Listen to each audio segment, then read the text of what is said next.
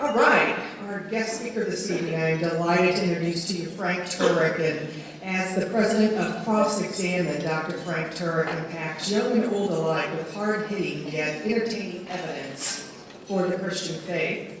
Frank is a sought-after speaker and award-winning author and co-author of 3 books: I Don't Have Enough Faith to Be an Atheist, Correct, Not Politically Correct, and Legislating Morality. Frank has appeared on many TV and radio programs, including Focus on the Family, The Bible Answer Man, The O'Reilly Factor, Hannity and Combs, Faith Under Fire, and Politically Incorrect. He has debated the late atheist Christopher Hitchens twice. He hosts a TV program each week called I Don't Have Enough Faith to Be an Atheist, and his radio program called Cross-Examine with Frank Turek airs on 136 stations. He's also a former aviator in the U.S. Navy, and Frank has a master's from George Washington University and a doctorate in apologetics from Southern Evangelical Seminary. So please join me in welcoming Frank.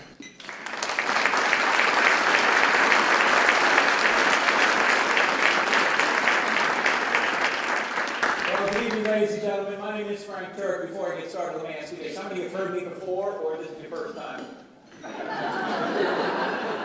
How many of you are here tonight? How many don't respond to surveys? It's an election year, we need to know this. One person in the back does not respond to surveys. Before we get into this, let me just say that this club, I've stayed here a night already, this is a great club, and these are great servants who are serving us right now. So let's keep going.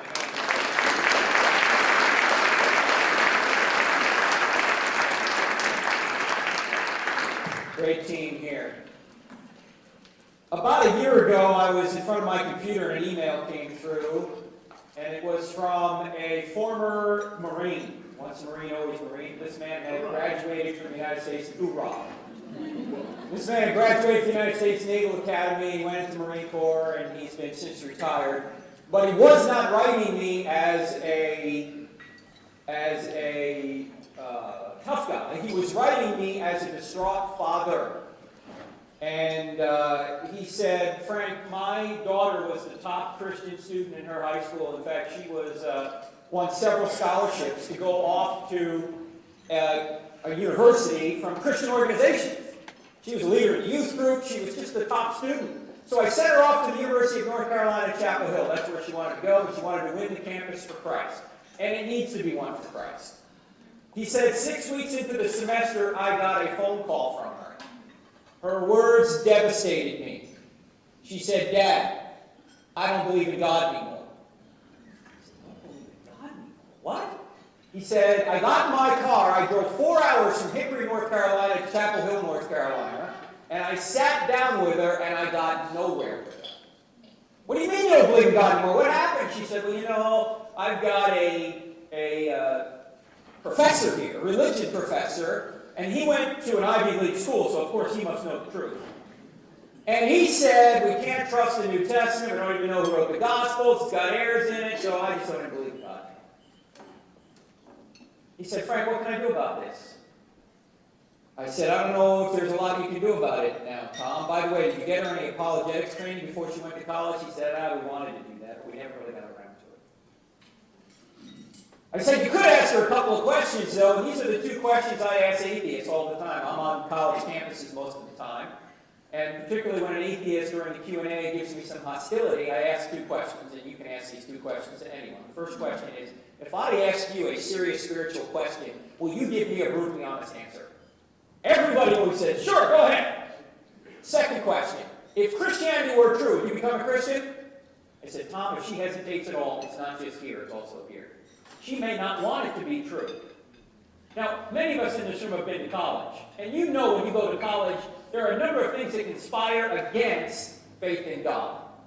One of them is if you're not equipped, you may not think it's true, and then you go there, and there's like a moral hazard there. You don't want there to be a God because now you're out on your own for the first time. You don't want to live under God's restraints, perceived restraints. There's also peer pressure. You want to be cool. You want to be with the in crowd, and the Christians aren't. There's also atheistic professors who are out to derail you.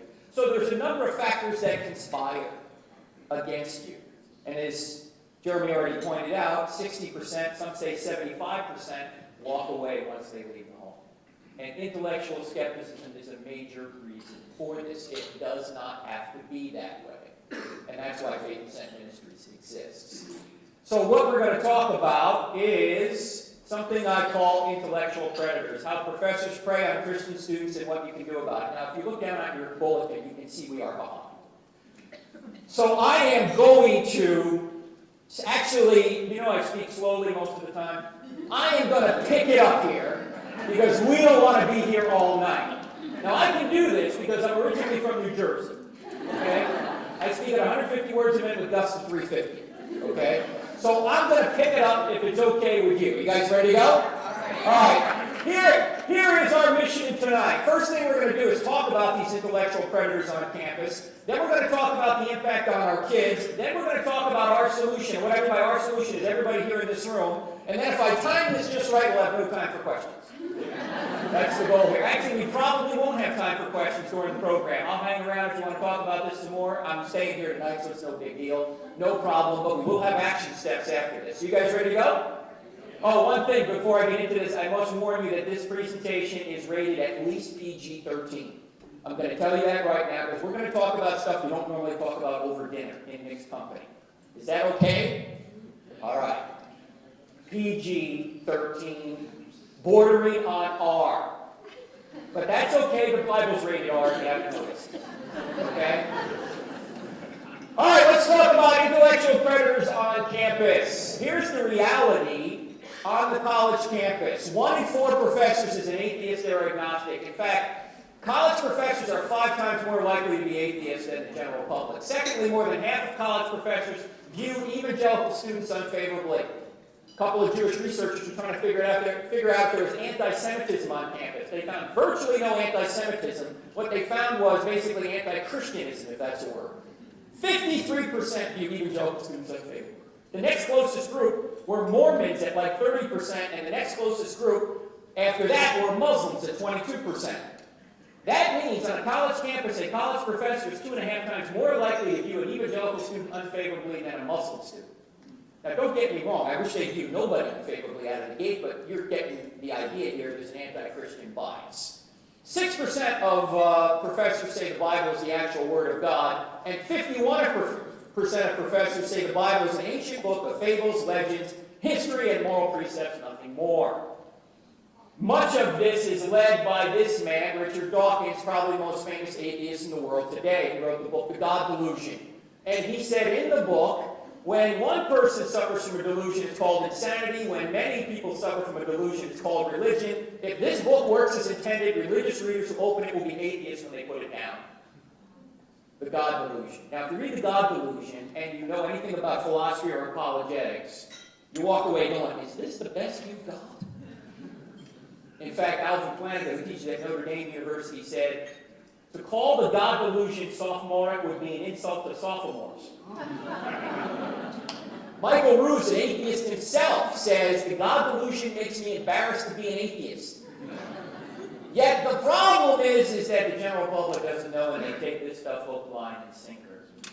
Another one of the so-called new atheists is this man, Daniel Dennett, who I believe teaches at Tufts University. He said this, they will see me as just another liberal professor trying to cajole them out of some of their convictions, and they are dead right about that. That's what I am, and that's exactly what I am trying to do. Richard Rorty, who you see a quote over here on that placard over there, used to teach at Stanford and used to teach at Virginia. He just died recently. He said this. He speaks for many college professors, however. He said, we try to arrange things so that students who enter as bigoted, homophobic, religious fundamentalists will leave college with views more like our own. So we are going to go right on trying to discredit you in the eyes of your children, trying to strip your fundamentalist religious community of dignity, trying to make your views seem silly rather than discussable. And that's just it. On the college campus today, it's not the issues that you discuss that are the problem. It's the issues that are mocked and never discussed. As C.S. Lewis said, the problem isn't the issues you discuss, it's the ones that are never discussed. It's the assumed facts that aren't really facts that are the ones that you have to worry about.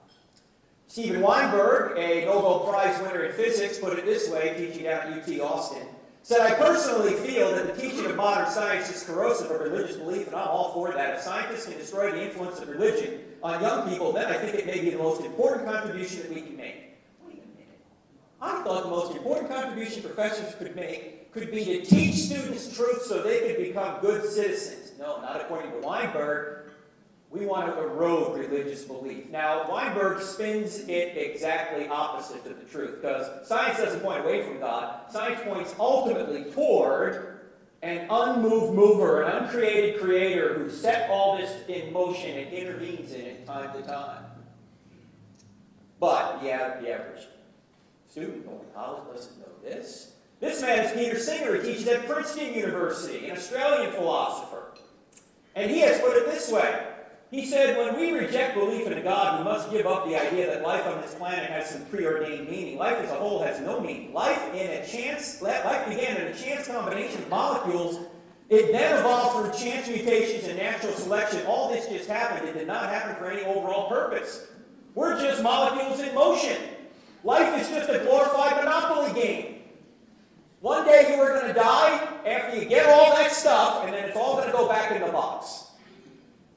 Is that it? That's what he says. But at least Singer is consistent, because here's what he says later. He says, human babies are not born self-aware or capable of grasping that they exist over time. They're not persons. Therefore, the life of a newborn is of less value than the life of a pig or a dog or a chimpanzee. So parents have the right to kill their infants up to 28 days after birth. I'm not making this up. Of course, where does he get any of these rights from? Why 28 days? Why not 28 months? Why not 28 years? Some parents with teenagers would be for that, right? Why not? As Bill Cosby said, I brought you into this world, I'll take you out of this world, son. But this guy, he's just living out the implications of atheism. We're just molecules in motion. Well, who's to say that a human being is any better than a pig? Christopher Hitchens, who I had the opportunity to debate a couple of times, tragically just died.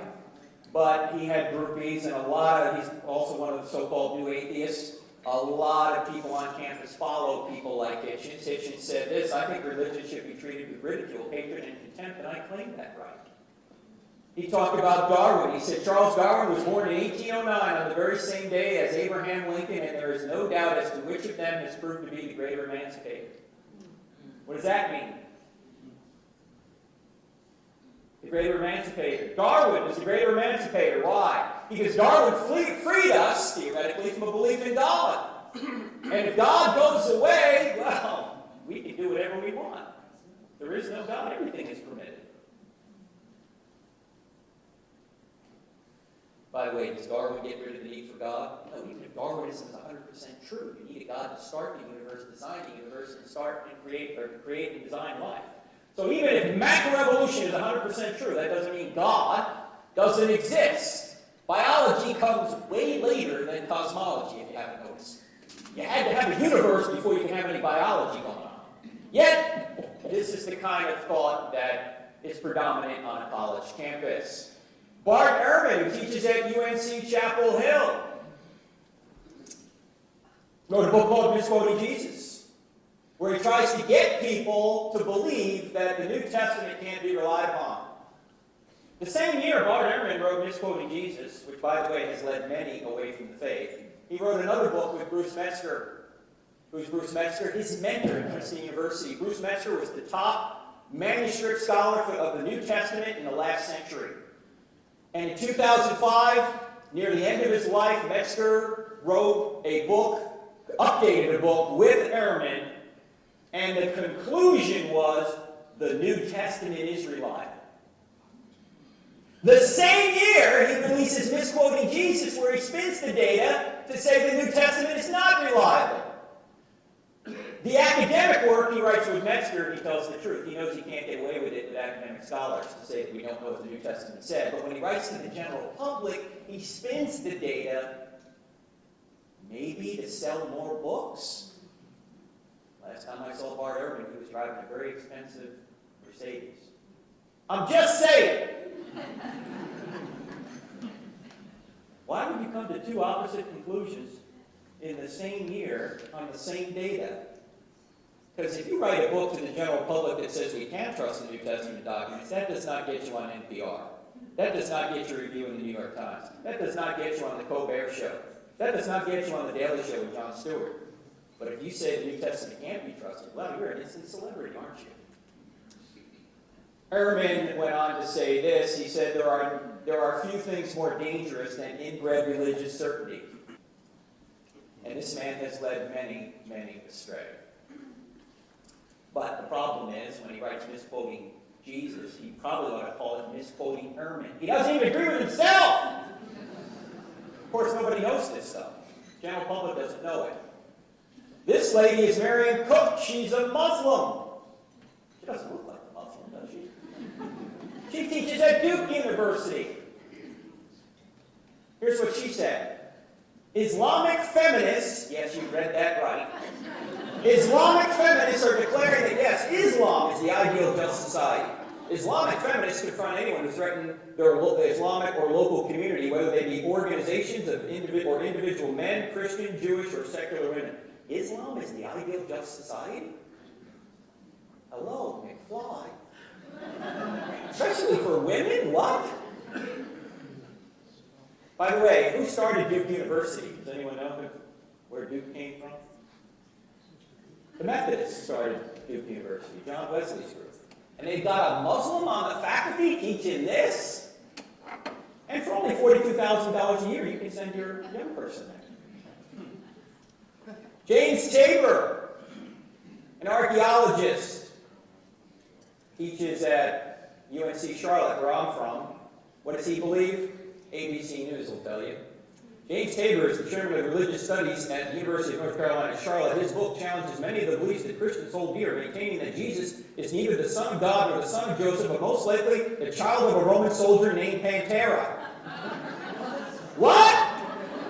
What? Pantera? Where did this guy come from? Does he have any evidence for this? No. You read his book, you know why he thinks it's Pantera? Because he says in there, we know that miracles don't occur.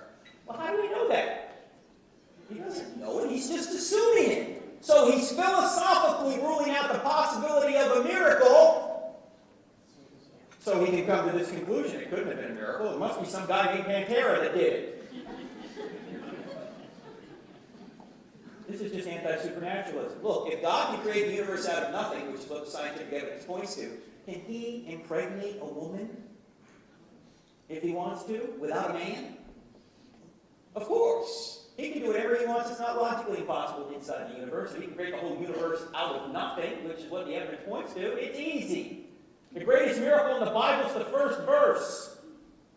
In the beginning, God created the heavens and the earth. Every other verse is believable if that verse is true. The evidence points to the fact that it is.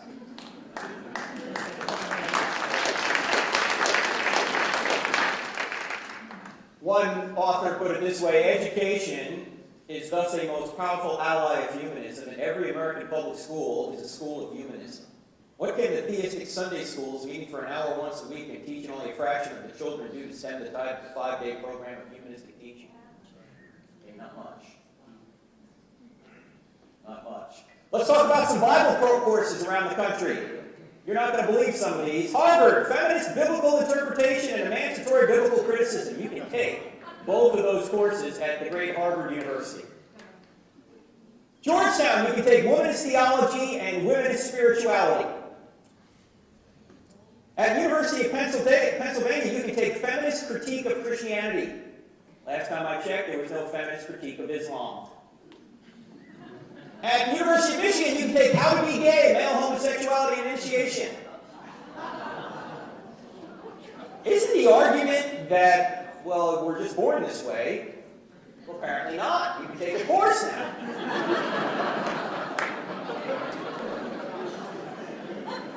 At UCLA, you can take Queering American History, Chicano Lesbian Literature, Speaking Out, public speaking on lesbian, gay, bisexual, and transgender issues. Last time I checked, no course on speaking out on Christian issues. Leftist ideology. You can also, at Wesleyan University, take Queering the American State, Politics, and Sex after 1968. At UT Austin, you can take the family, which is indoctrination into the idea that homosexual parenting is just as good as a mom and a dad.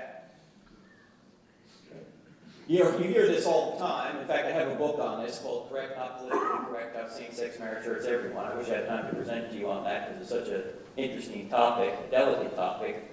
But I always hear people saying that, well, you know, it doesn't matter whether you're brought up by two dads or two moms, or you're just as good as a mom and a dad. Let me ask you guys a question. Was your mom different than your dad? Were they the same? Did they bring different parenting skills to you as a child? Of course. Do you need a study to know that? No, it's quite obvious that men were made for women, women were made for men, and that in most cases, a man and a woman bring up a child better than two men, two moms, two dads. And yet this course is trying to indoctrinate you into the opposite. By the way, you notice that all the diversity training you need to go to is always trying to get you to overcome something you know not to be right. You don't need diversity training to teach you that men were made for women, do you? You don't need that. You only need diversity training to teach you the opposite. Because you know your natural inclination is to say, there's something wrong with this. This has led to this woman, Jennifer Keaton, who was expelled from Augusta State University counseling program for biblical natural law abuse. She refused to submit to a homosexual remediation plan. She was kicked out of Augusta State in Georgia because she said, I can't counsel people who want to affirm their homosexuality. I can recommend other people who will do that, other counselors, but I can't do it. So they kicked her out. They sued. She sued and has lost so far in the courts. It's going to be appealed. ADF, the Alliance Defense Fund, is supporting her. Similar situation at Eastern Michigan University. This lady had the same thing go on with her, Julia Ward. She said, I can't in good conscience affirm somebody's homosexuality. If they come to me and want to be affirmed in it, I'll say, I'm not the right counselor for you. Let me refer you to somebody who will do what you want them to do. And you know what? They said, the people who say they're fighting for tolerance, they said, we can't tolerate that. Yet the people who say they're fighting for tolerance are the most intolerant people out there. She wouldn't affirm the client's homosexual behavior, instead refer to other clients or other counselors. They said no. Those of you who, some of you may know this, I was actually fired from a couple of organizations. One of them is called Cisco, and another is called Bank of America. Because I'm a consultant, I do leadership training on occasion. I was actually fired for writing a book that I never brought up in any of my training. I was doing leadership training. Somebody found out I'd written the book. The person who found out I'd written the book loved the course I taught, but said, Frank has written this book, correct, not politically correct, and he doesn't live up to Cisco values. So I wrote John Chambers, the head of Cisco. And I said, Mr. Chambers, I appreciate your support in the 2008 election of Senator John McCain, who I supported as well.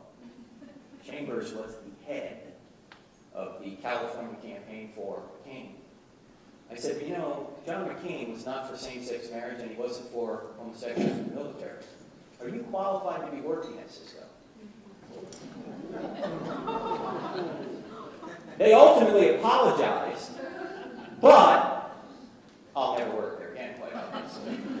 Not that I care to, but the point here is that it's coming in America where if you hold a natural law or biblical view on marriage, you can be fired, you can be blackballed, and it's even coming to the church. Someday pastors, like my friend John Lindy back there, he might not be able to preach from the Bible anymore. Unless Christians stand up and say, enough of this. That's right. And it gets worse. I don't even believe what I'm about to tell you here, but it's true. There was a sex workers show where transvestites, strippers, homosexuals, and prostitutes mock America and traditional values, shown and financed by Duke, Harvard, the College of William and Mary, the University of Michigan, Wesleyan University, and University of California at Davis. In fact, in 2007, the weekend of the, actually 2008, the weekend of the Super Bowl, where the Giants beat the Patriots. College of William and Mary had the sex worker show on their campus. The president later got fired for this. Why? Because he was the same president who said, you know, we ought to take the cross off the chapel, it might offend somebody. Then he did this, and all the people who were making phone calls for the university to raise money kept running into people saying, is that guy still the president? We're not giving any money. Goodbye. Money talks, friends. And they finally fired him. If money wasn't an issue, he'd probably still be there. At Vanderbilt University, you can take pornography and prostitution and history. At UCLA, you could take pornography and evolution. At Bates College, there used to be a course called Doing It, Getting It, Seeing It, and Reading It, and you know what it is. And at Cornell, you can take the sexual child, which advocates pedophilia. There was a course there a few years ago that actually did this, taught by a professor Professor at Cornell using materials from a professor from Michigan. Pedophilia is illegal, but an Ivy League school is teaching it? You think I'm making this up, don't you? Did you guys know any of this was going on? Alice Kuznar at Chapel Hill. A couple of nice little whippet dogs there with her. That's the picture from the Chapel Hill website. You know why she's got those dogs with her? Because she's an advocate of bestiality with dogs. Those who have an ardor for dogs know that their passion is unavailable and inaccessible elsewhere. Being independent of gender and sexuality, this love is liberating. By the way, who's paying for all this? You are. Do you notice that most of the schools I put up here, with a few exceptions, are all public institutions funded by taxpayer dollars in the respective states? We're paying it. We don't even know what's going on. Dinesh D'Souza, in his book, What's So Great About Christianity, put it very well. He said, children spend the majority of their waking hours in school. Parents invest a good portion of their life savings in college education and entrust their offspring to people who are supposed to educate them. Isn't it wonderful that educators have figured out a way to make parents the instruments of their own undoing? Isn't it brilliant that they have persuaded Christian moms and dads to finance the destruction of their own beliefs and values? Who said atheists aren't clever? There's an old saying that sunshine is the greatest disinfectant. If enough people know about this, maybe we can make some changes, right? The problem is universities are trying to make it so we don't know about it. In fact, there was a controversy not long ago, you may have heard about it, where two professors were teaching violent union tactics to their class at a major university. And the film from the class was actually put up online. And Andrew Breitbart of BigGovernment.com, he's a conservative, took some excerpts from that video and pointed out that these professors were teaching leftist violent tactics to students at a major university. Well, you know what the president just did a month ago today? He said no longer can any student share any video or audio from any class. In fact, here's the actual executive order. To foster a safe environment for learning, the redistribution of audio or video recordings of statements or comments from the course to individuals who are not students in the course is prohibited without the express permission of the faculty member and of any students who are recorded. No chance of disinfectant now. By the way, you know who said that? Your own Stephen J. Owens, University of Missouri. Just 1 month ago, one of the professors was teaching right here in St. Louis. He, despite the denials of the faculty that he was taken out of context, has been fired. But now, the University of Missouri president says, well, we won't allow any recordings to be let out. Well, what are you afraid of? You're a public institution. You don't think taxpayers ought to know what's going on in the classroom? Apparently not. Students can't be punished if they let anything out. Now, this is going to come up against the First Amendment challenge here, as you can see. Maybe Cordell can get on this right away.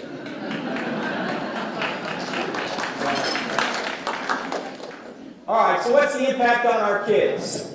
The great Lincoln said the philosophy of the schoolroom in one generation will be the philosophy of the government in the next.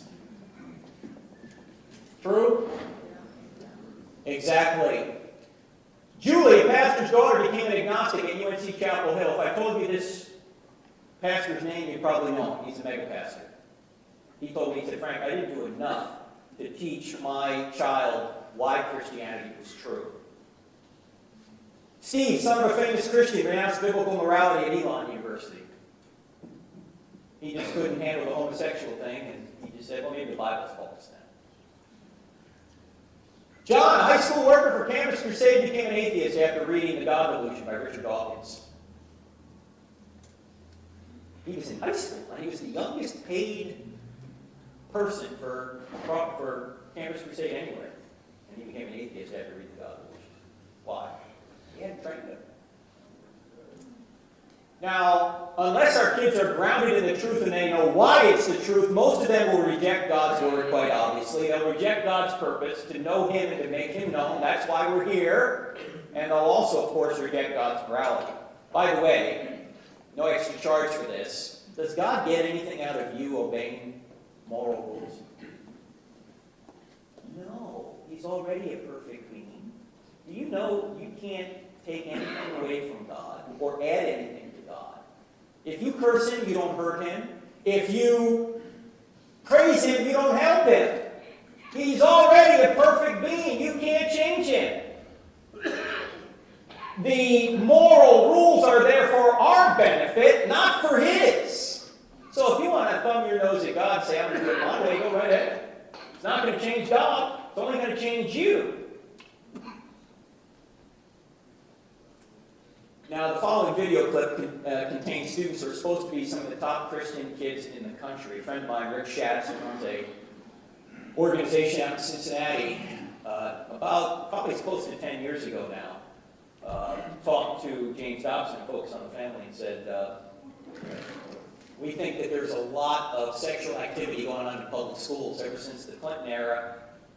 Young kids don't think oral sex or any of these other types of sexual intercourse really are intercourse. They're not sex at all. And they're doing all sorts of these things on the school bus. They're doing it in the locker room. And Dobson said, I agree with you 100%, Rick. I bet this is happening everywhere, but I don't think it's happening to Christian kids. And Rick said, oh, I bet it is. And Dobson said, no way. He said, I bet it is. And Dobson said, why don't you come in to Focus on the Family here? We have our Focus on the Family program where every year we take 60 of the top Christian students around the country and bring them here for a semester. We have 2,000 kids apply. We only accept about 60. They're the top of the top. They're the best Christian kids out there. Why don't you bring them in here? You ask them if they're doing these kind of things. So Rick said, sure, I'll bring my cameras in. You're going to hear, I'm going to show you this short video. It's only about 40 seconds. You're going to hear boys talking about hooking up. These are the top students from the Focus on the Family program. And you're going to hear what the girls say about it. Here you go. And I've seen it in times where it happens in less than a month and kids just start hooking up. You'd meet a guy, he was cute, you had a good time together.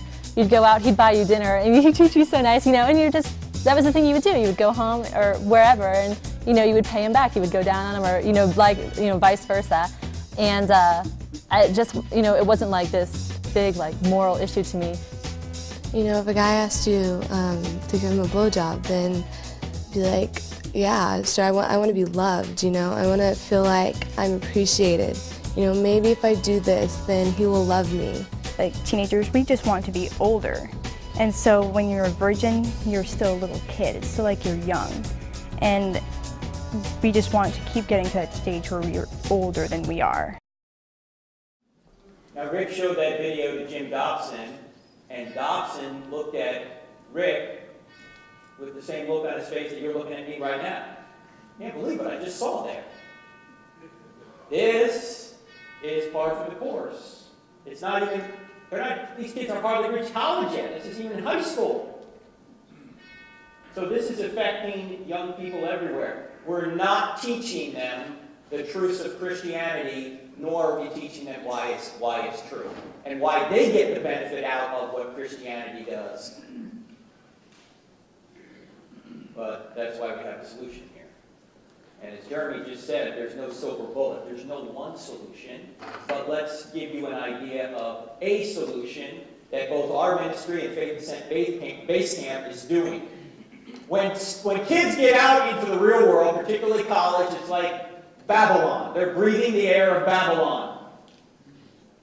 Like the Old Testament Israelites who were taken exile into Babylon. What's the air in Babylon? There are four major things going on. First of all, there's postmodernism or relativism. Secondly, there's atheism or materialism, best represented by, say, Richard Dawkins' book and Christopher Hitchens' book. Then there's anti-supernaturalism, that miracles just don't occur, so it's silly to believe in any divine revelation that includes miracles. And finally, there's biblical criticism, probably best represented by Bart Ehrman's misquoting Jesus. Now, it turns out that these four worldviews here, or these four basic areas of thought, can easily be refuted. Well, it takes a little bit of work. And they can be refuted by answering four basic questions.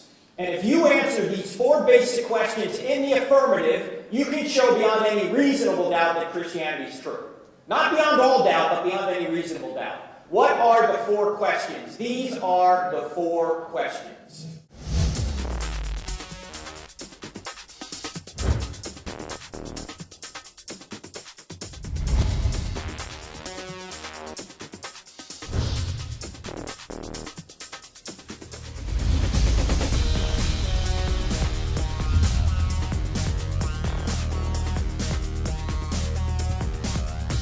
Now that is a pretty group of music, isn't it? Come on. That's actually music from our TV show that Cindy mentioned. We're on TV every Wednesday nights at 9 p.m. and 1 a.m. Actually here in St. Louis it'd be 8 and midnight, if you're an insomniac, midnight. On DirecTV channel 378. How many people have DirecTV? Can I see your hands, please? DirecTV.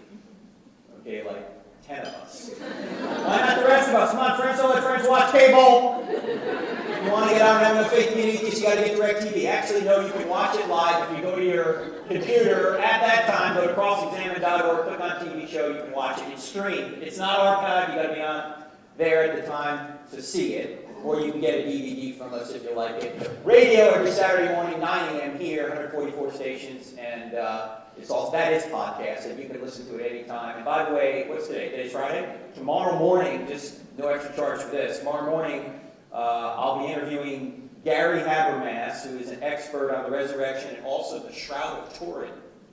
And tomorrow we're going to be talking about the Shroud of Turin. We actually recorded it just 2 days ago. And there's some new evidence that the Shroud of Turin may actually come from the 1st century. It really could be the burial cloth, easy for me to say, burial cloth of Christ. Very interesting. Just so you know that. You may want to tune into that. Anyway, what we do on there is we present evidence for Christianity and we cross-examine ideas against it. Now, why are these the four questions? And by the way, these are all from our book, I Don't Have Enough Faith to Be an Atheist. There's some on the book table back there if you're interested in that. And so there's a DVD set, an MP3 set. And by the way, all the proceeds from the sale of the books and the DVDs will go to feed needy children. Mine. Okay, just so you know. I got 3 sons, 2 of them are in college, so I need some help. In fact, the oldest one's already graduated. He is an Air Force officer out in Nellis in Las Vegas. He's an intel officer. He's helping the guys who fly the drones. You know, all the drones fly in Afghanistan and Pakistan and Iraq, they're flown from Las Vegas. Did you know that? And you thought there was no real-world application for Xbox. There is! My second son is going to be an Air Force pilot. He went to Air Force ROTC as well at University of South Carolina. He goes to Del Rio, Texas in May.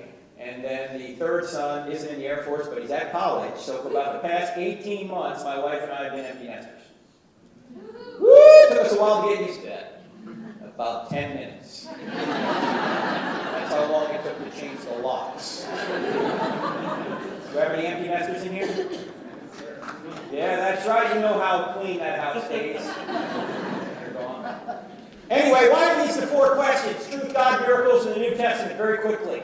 If there is no truth, if it's just true for you but not for me, or all truth is relative, right? Then this book can't be true. Of course, if there is no truth, then any book written by an atheist can't be true either, right? I mean, the God illusion isn't true if there's no truth. So as Jeremy already pointed out, the problem is, for people who say there is no truth, you just ask them, hey, is that true? Is it true that there is no truth? Because if it's true that there is no truth, the claim there is no truth can't be true, but it claims to be true. So you can knock out relativism very quickly. Relativism and postmodernism. The second, does God exist, deals with atheism. And there's very good evidence that there is a spaceless, timeless, immaterial, powerful, moral, personal, intelligent creator out there. In the book we go through 3 arguments for this, 2 scientific, 1 philosophical, and then we can go to question 3, are miracles possible? Because if miracles are not possible, then this book can't be true. But as we just pointed out, the greatest miracle in the Bible is not the resurrection. The greatest miracle in the Bible is the first verse. And if that verse is true, every other verse is believable. Anti-supernaturalism is stupid if the first verse of the Bible is true. And the evidence points to the fact that in the beginning God created the heavens and the earth. So he can do whatever he wants. It's not logically impossible inside the universe. Some of you are going, what's this logically impossible stuff? I thought God can do anything. No, God can't do anything. He can't create a square circle. No such thing. He can't create a married bachelor. He can't create a one-ended stick. He can't create an honest politician. I know there are some politicians here. He can't change. What's he going to change from? Perfection? If he changes, he goes from perfection to imperfection. He can't lie. He can't go out of existence. There's a lot of things God can't do. But one thing he can do is any miracle in this book he can do if he can do the first one. So anti-supernaturalism doesn't make any sense. And then we can get to the question, is the New Testament true? The New Testament doesn't have a prayer. Truth doesn't exist, God doesn't exist, or miracles are not possible. But if truth exists, God exists, and miracles are possible, then we can see if any other miracles have occurred, as the New Testament documents say they have, about 2,000 years ago to a man named Jesus and his apostles.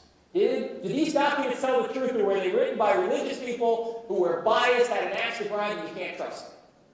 The truth of the matter is you can't trust them, and we go through a lot of evidence to point that out. This is exactly what faith is. And faith is easy for me to say.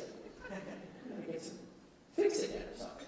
Faith, Ascent, base camp. They do the same thing.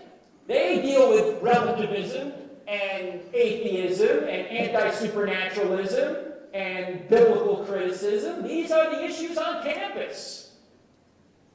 But you don't have to deal with us. You can deal with Faith Ascent Base Camp. Because right now, as you know, they're doing youth group seminars at your church, your youth group. They're also doing the college connection that Jeremy talked about. They have the Faith Ascent Base Camp, which will be this July. Is it going to be at the Baptist University again? Yeah, Missouri Baptist right here. And the best thing about it, it's local, which means you get personal attention.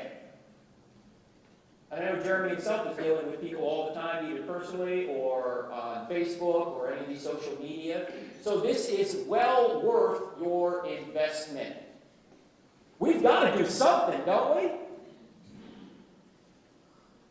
The Bible tells us to always be ready to give an answer. To love the Lord your God with all your heart, soul, strength, and mind. Christians don't get brownie points for being stupid. If you want to prevent that phone call one day from your son or daughter, or you want to prevent somebody else's son or daughter from calling from college saying, Dad, I don't believe in God anymore, maybe you ought to support what they're doing here. By the way, I asked this guy, Tom, I said, just about a couple weeks ago, Tom, how's your daughter doing now? He said, she went for a semester in Copenhagen, and she's softening up a little bit, but she hasn't come back yet. And who knows if she will. I think it's better to prevent it than to try and recover somebody who's already walked away. And that's what this ministry does. It's very, very important.